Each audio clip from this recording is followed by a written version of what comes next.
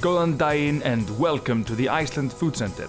Today we are going to teach you how to make the legendary drink of Vikings, Brennivín.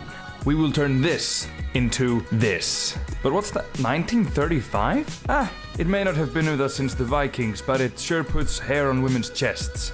You'll need a storage container, vodka of some sorts, and caraway seeds, which can be found to grow in wild in Iceland, or in your local supermarket. And all you gotta do at this point is to mix together the caraway seeds and the vodka. We found that per 700 milliliters of vodka, a tablespoon should be plenty.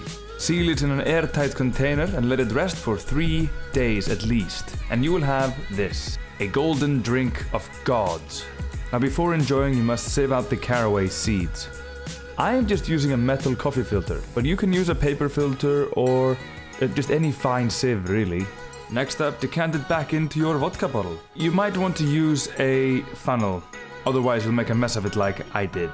Next thing to do is to label the thing, Brennivín. Or of course, Black Death. And now it's time to taste the fruits of our labors. Does it measure up at all to the real thing? Let's find out.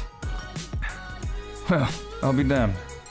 This is pretty much identical, if not even better.